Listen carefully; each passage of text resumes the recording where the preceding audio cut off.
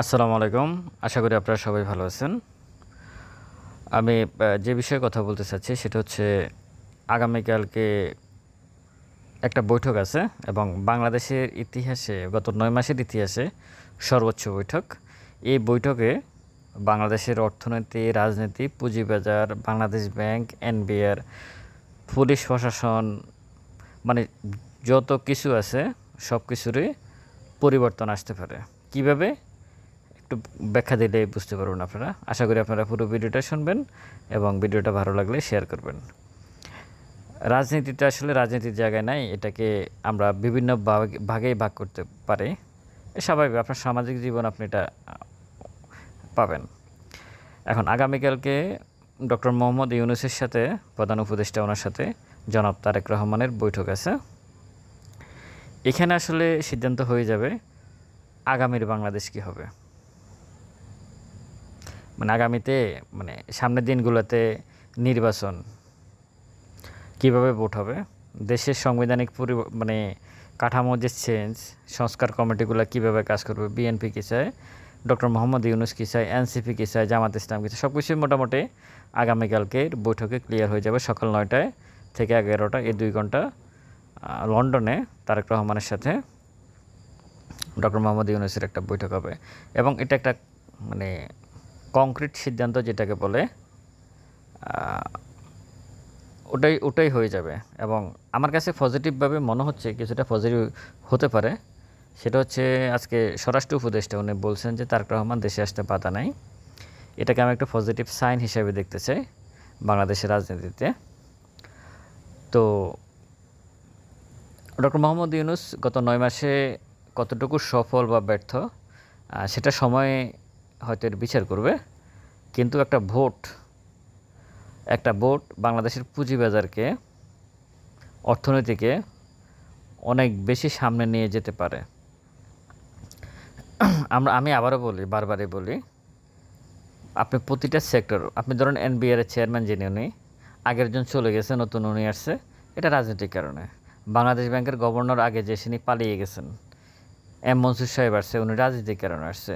Security exchange কমিশনও same, Dhaka বিশ্ববিদ্যালয়ের BC, যতগুলা মানবাধিকার কমিশনের চেয়ারম্যান, আপনি যতটুকু বাইতুল মোকাররমের খতিব, উনিও ফালাই গেছিল বিগত সরকারের খতিব যিনি ছিলেন, নতুন খতিব আসছে। প্রতিটা সেক্টরের সাথে রাজনীতি জড়িত। এখন আগামীকাল বৈঠকে যদি এটুকু সিদ্ধান্ত হয় যে নির্বাচন হচ্ছে, জাস্ট নির্বাচন হচ্ছে, এটা কনফার্ম, তাহলে আমি মনে করি পুঁজিবাজার এখান থেকে ঘুরে যাবে। আসলে এই সংস্কার বলেন, জরিমানা বলেন, এই বলেন, সেই বলেন, এগুলো হচ্ছে কি, এগুলো আছে ইমিডিয়েট ইমিডিয়েট যে সমাধানটা সেটা হচ্ছে আপনার ভোট। পুঁজিবাজারে আমরা যারা আছি, আপনারা যারা আমার ভিডিও শুনতেছেন, যদি ভোটের বিষয়টা কনফার্ম হয়, যে কনফার্ম ভোট হবেই, কালকের বৈঠকের সিদ্ধান্ত হলো যে বিএনপি যা মানছে বা ডক্টর মোহাম্মদ ইউনূস মেনে নিয়েছে, সব কিছুর সমাধান হয়ে গেল যে আগামী এপ্রিল বা ফেব্রুয়ারি বা মার্চে ভোট হবে, এটা কনফার্ম, 100% কনফার্ম। মার্কেট এখান থেকে ঘুরবে। তখন আর মার্কেট মেকার আর রাশেদ মাকসুদকে পাত্তা দিবে না, কারণ তারা তখন এটুকু নিশ্চিত হয়ে যাবে যে ভোট হলে রাশেদ মাকসুদ এখানে থাকবে না, ভোট হলে বাংলাদেশ ব্যাংকের গভর্নর এখানে থাকবে না। এগুলো বাস্তবতা, একেবারে বাস্তবতা। আমি আপনাদেরকে বলতেছি, এগুলো থাকে না। যেমন ওনারা যেভাবে আসছে, বিগত দিনে যারা ছিল তারা চলে গেছে, ওনারা ওইভাবে চলে যাবে নতুন যখন একটা সরকার আসবে। তো পুরো বিষয়টাই আগামীকাল নির্ধারিত হয়ে যাবে। এতদিন পর্যন্ত আমি যেহেতু পুঁজিবাজার সংশ্লিষ্ট ভিডিও করি, এতদিন পর্যন্ত প্রধান উপদেষ্টা পুঁজিবাজার নিয়ে বৈঠক করছে, কোনো কিছু আসে নাই। এতদিন পর্যন্ত সর্বোচ্চ ব্যক্তি দেশের বৈঠক করছে, কোনো লাভ নাই। সিকিউরিটি এক্সচেঞ্জ কমিশন মনে 100 কতটা মিটিং করছে, কখনো ক্ষুদ্র বিনিয়োগ, সর্বশেষ ক্ষুদ্র বিনিয়োগকারী, মার্চেন্ট ব্যাংক, ব্রোকারেজ হাউস, এই বৈঠক সেই বৈঠক আপনাদের মনে আছে নিচ্ছে। আন্দোলন, সংগ্রাম, মামলা, হামলা, কফিন মিছিল, কত কিছু হলো। মার্কেট কি ইন্ডেক্স বাড়ছে না আপনার শেয়ারের প্রাইস বাড়ছে? কিছু হয় নাই। কেন হয় নাই? হয় নাই কেন?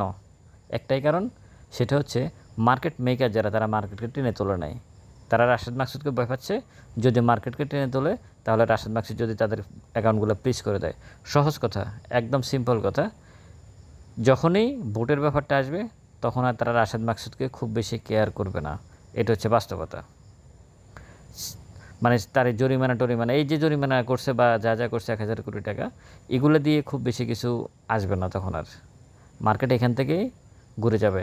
সবাই এটুকু মানে আপাতত এইটুকুই আমরা অনুধাবন করি যে ভোটটা হোক, এরকম একটা নিউজ আসুক আগামীকাল। হয়তো এই নিউজের উপর ভিত্তি করে আগামী সপ্তাহ মার্কেট ঘুরে যেতে পারে। ভোটের কোনো বিকল্প নাই। একটা কথা আমি বলি, ডক্টর মোহাম্মদ ইউনূস নির্দিষ্ট করে গত 9 মাসে বা 10 মাসে কি সংস্কার করছে আমার চোখে পড়ে না এখন পর্যন্ত। হ্যাঁ, অনেক কিছু সিদ্ধান্ত নিয়েছে যেটার সাথে বিএনপি একমত না। অবশ্যই বিএনপি এই জন্য দায়ী, কারণ হচ্ছে 2বারের বেশি প্রধানমন্ত্রী থাকতে পারবেন না, এটা ভালো দিক। যে দলীয় প্রধান হবে সে প্রধানমন্ত্রী হতে পারবে না, এটাও ভালো দিক। কিন্তু এই বিষয়গুলোর সাথে বিএনপি একমত হচ্ছে না। আশা করা যায় যে আগামীকালকে হয়তো একমত হতে পারে। এই বিষয়গুলো সেটেলড হওয়ার পর এবং ছাত্ররা যারা আন্দোলন করছে বিগত সময়, তাদের নিরাপত্তার ব্যাপারটাও জড়িত আছে এর মধ্যে। এই সমস্ত কিছুই আসলে একটা জায়গায় এসে পৌঁছলে হয়তো, যদি সব কথা শেষ কথা হচ্ছে কি, যদি এরকম কখনো নিউজ আসে যে তারেক রহমান বাংলাদেশে আসছে, শুধু এই নিউজের উপর ভিত্তি করেই মার্কেট ঘুরে যাবে। কেন ঘুরে যাবে? আপনাদের মনে থাকার কথা, কিছুদিন আগে আমির খসরু মাহমুদ চৌধুরী সহকারে এবং এর আগে ন্যাশনাল ব্যাংকের যিনি বর্তমান চেয়ারম্যান আব্দুল আউয়াল মিন্টু, একটা গ্রুপ তো আছেই মার্কেটে। যেহেতু মার্কেটে বায়াররা আছে, তার মানে একটা গ্রুপ মার্কেটে আছে। হ্যাঁ, এখান থেকেই 200 এখন 250 কোটি টাকার নিচে লেনদেন চলে আসছে। সুতরাং এখান থেকে উপরে যাওয়া ছাড়া অন্য কোনো বিকল্প নাই। হয় যদি থাকেও এই লেভেলে থাকবে, আর যদি ব্যাক করে তাহলে উপরের দিকে ব্যাক করবে, নিচে যাওয়ার সুযোগ খুবই কম। আমরা আগামীকালকের মিটিংয়ের দিকে তাকিয়ে থাকবো। আগামীকাল শুক্রবার মিটিংটা ভালো পজিটিভভাবে সমাধান হোক, দেশের স্বার্থে সমাধান হোক। পুঁজিবাজার বিনিয়োগকারী যারা, তারা অন্তত কিছুটা এখান থেকে কিছুটা হলেও সাপোর্ট পাক। একেবারে তো সবাই মোটামুটি ধ্বংসের দ্বার প্রান্তে। শুধু ভালো কয়েকটা স্টকে যারা এন্ট্রি নিয়েছে তারা ছাড়া বাকিরা আসলে একেবারে নিঃস্ব হয়ে গেছে। তো আশা করি আগামীকালকের বৈঠকেই বাংলাদেশের রাজনীতি, অর্থনীতি এবং পুঁজিবাজারের একটা আমূল পরিবর্তন হবে, যদি আগামীকালকের বৈঠকটা পজিটিভ হয় এবং নির্বাচন যদি হয় এটুকু নিশ্চিত হওয়া যায়। ভালো থাকবেন সবাই, ভিডিওটা শেয়ার করবেন। আসসালামু আলাইকুম।